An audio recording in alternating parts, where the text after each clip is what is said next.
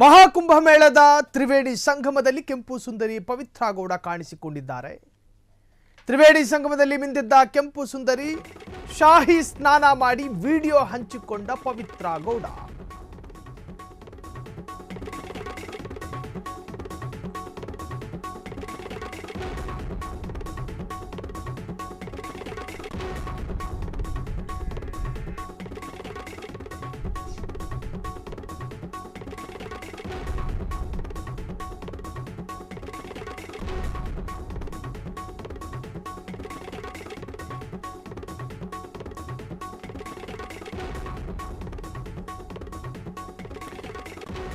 ರೇಣುಕಾಸ್ವಾಮಿ ಕೊಲೆ ಪ್ರಕರಣದ A1 ಆರೋಪಿಯಾಗಿದ್ದ ಪವಿತ್ರ ಗೌಡ ಪಾಪ ಕಳೆದುಕೊಳ್ಳೋದಕ್ಕೆ ಪ್ರಯಾಗರಾಜ್ನ ಕುಂಭಮೇಳದ ತ್ರಿವೇಣಿ ಸಂಗಮದಲ್ಲಿ ಪವಿತ್ರ ಸ್ನಾನ ಮಾಡಿದ್ರ. ಶಾಹಿ ಸ್ನಾನ ಮಾಡಿ ವಿಡಿಯೋ ಹಂಚಿಕೊಂಡ ಪವಿತ್ರ ಗೌಡ, ಮೌನಿ ಅಮಾವಾಸ್ಯೆ ಎಂದು ಸ್ನಾನ ಮಾಡಿದ ಪವಿತ್ರ ಗೌಡ, ಜೈಲಿನಿಂದ ಬಂದ ನಂತರ ಟೆಂಪಲ್ ರನ್ ಮಾಡುತ್ತಿರುವಂತಹ ಪವಿತ್ರ ಗೌಡ, ರೇಣುಕಾಸ್ವಾಮಿ ಕೊಲೆ ಪ್ರಕರಣದ ಆರೋಪ ಮತ್ತು ಕಳಂಕ ಇನ್ನೂ ಕೂಡ ಮಾಸಿಲ್ಲ. ಪವಿತ್ರ ಗೌಡ ಕುಂಭಮೇಳದ ತ್ರಿವೇಣಿ ಸಂಗಮದಲ್ಲಿ ಸ್ನಾನ ಮಾಡಿದ್ದಾರೆ. ಪವಿತ್ರ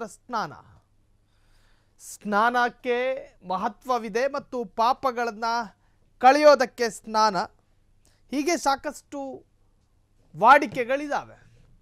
ಇದೆಲ್ಲದರ ನಡುವೆ ಪವಿತ್ರ ಗೌಡ ಹಂತ ಹಂತವಾಗಿ ತನ್ನ ಮೂಲ ಉದ್ಯಮಕ್ಕೆ ಕೈ ಹಾಕಿದ್ದಾರೆ. ಜೊತೆಗೆ ತನ್ನ ಈ ಹಿಂದೆ ಇದ್ದಂತಹ ಎಲ್ಲ ವಹಿವಾಟುಗಳನ್ನು ಪ್ರಾರಂಭ ಮಾಡಿದ್ದಾರೆ ಎನ್ನುವಂಥ ಚರ್ಚೆಯಾಗಿತ್ತು. ಈಗ ಕುಂಭಮೇಳಕ್ಕೋಗಿ ಸ್ನಾನ ಮಾಡಿರುವ ವಿಡಿಯೋವನ್ನು ಹಂಚಿಕೊಂಡಿರುವಂತಹದ್ದು ಪವಿತ್ರ ಗೌಡ. ಶಾಹಿ ಸ್ನಾನ ಮಾಡಿ ವಿಡಿಯೋ ಹಂಚಿಕೊಂಡ Pavithra Gowda Kumbh Mela video full viral ಆಗಿದೆ. ಮೌನಿ ಅಮಾವಾಸ್ಯೆ ಎಂದು ಸ್ನಾನ ಮಾಡಿದ ಪವಿತ್ರ, ಜೈಲಿನಿಂದ ಬಂದ ನಂತರ ಟೆಂಪಲ್ ರನ್ ಮಾಡ್ತಾ ಇರುವಂತಹ ಪವಿತ್ರ ಗೌಡ ಹಂತ ಹಂತವಾಗಿ ಯಥಾಸ್ಥಿತಿಗೆ ಮರಳುತ್ತಾ ಇದ್ದಾರೆ. ಕುಂಭಮೇಳ ವಿಡಿಯೋ ಇನ್ಸ್ಟಾ ಖಾತೆಗೆ ಹಾಕಿದ ಪವಿತ್ರ ಗೌಡ, ಮೌನಿ ಅಮಾವಾಸ್ಯೆ ಎಂದು ಶಾಹಿ ಮಾಡಿದ ಪವಿತ್ರ ಗೌಡ, ಶಾಹಿ ಸ್ನಾನದ ಪುಣ್ಯ ಸಿಕ್ಕ ನಾನೇ ಧನ್ಯಳು ಅಂತ ದರ್ಶನ್ ಗೆಳತಿ ಹೇಳಿಕೊಂಡಿದ್ದ. ನಾನು ಎಲ್ಲ ನಕಾರಾತ್ಮಕ ಶಕ್ತಿಯಿಂದ ಮುಕ್ತಳಾಗಿದ್ದೇನೆ, ಹರ ಹರ ಮಹದೇವ ಎಂದು ಬರೆದುಕೊಂಡ ನಟಿ ಪವಿತ್ರ ಗೌಡ. ಕೆಂಪು ಸುಂದರಿಯ ಕೇಸ್ ಈಗ ಸುಪ್ರೀಂನಲ್ಲಿದೆ. ರೇಣುಕಾಸ್ವಾಮಿ ಕೊಲೆ ಪ್ರಕರಣದಲ್ಲಿ ಪ್ರಮುಖವಾಗಿ ಕೇಳಿ ಬಂದಂತಹ ಆರೋಪಿ ನಂಬರ್ 1 ಪವಿತ್ರ ಗೌಡ.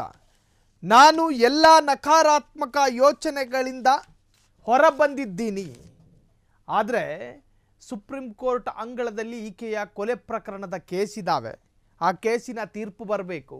ಅದಾದ ನಂತರ ಆ ಸಾಲನ್ನು ಉಲ್ಲೇಖ ಮಾಡಿದರೆ ಅದಕ್ಕೊಂದು ಅರ್ಥ ಇತ್ತು.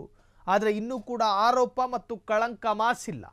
ಪವಿತ್ರ ಗೌಡಳ ವಿರುದ್ಧ ಕೇಳಿ ಬಂದಿರುವಂತಹದ್ದು ಕೊಲೆ ಪ್ರಕರಣದ ಆರೋಪ, ಕೊಲೆ ಮಾಡಿರುವಂತಹ ಆರೋಪ ಮುಕ್ತಳಾದ ನಂತರ ಈ ಮಾತನ್ನು ಹೇಳಿಕೊಂಡಿದ್ರೆ ಚೆನ್ನಾಗಿರ್ತಾ ಇತ್ತು. ಇನ್ನೂ ಕೂಡ ಸುಪ್ರೀಂ ಕೋರ್ಟ್ ಅಂಗಳದಲ್ಲಿದೆ, ತೀರ್ಪು ಬರಬೇಕು. ತೀರ್ಪಿನಲ್ಲಿ ಈಕೆ ನಿರಪರಾಧಿ ಮತ್ತು ಈಕೆ ಅಮಾಯಕಳು ಅಂತ ಗೊತ್ತಾಗಬೇಕು. ಅದಾದ ನಂತರವಷ್ಟೇ ಈಕೆ ಆ ಆರೋಪದಿಂದ ಮುಕ್ತಳಾಗುವಂತಹದ್ದು. ನಾನು ಎಲ್ಲ ನೆಗೆಟಿವ್ ಥಾಟ್ಸ್ನಿಂದ ಮುಕ್ತಳಾಗಿದ್ದೇನೆ, ಹರ ಹರ ಮಹದೇವ ಎಂದು ಬರೆದುಕೊಂಡ ನಟಿ ಪವಿತ್ರ. ಕೆಂಪು ಸುಂದರಿಯ ಕೇಸ್ ಈಗ ಸುಪ್ರೀಂನಲ್ಲಿದೆ. ಆ ಕೇಸ್ ಮುಗಿದ ಮೇಲೆ, ತೀರ್ಪು ಬಂದ ಮೇಲೆ ಈ ತರಹದ ಸಾಲನ್ನು ಉಲ್ಲೇಖ ಮಾಡಿದರೆ ನಾವು ಕೂಡ ಶಹಬಾಸ್ ಅಂತ ಹೇಳ್ತೀವಿ. ಆದರೆ ಅದಕ್ಕೂ ಮುಂಚಿತವಾಗಿ ಈ ಸಾಲುಗಳಿಗೆ ಅರ್ಥ ಇರೋದಿಲ್ಲ ಪವಿತ್ರ ಗೌಡ.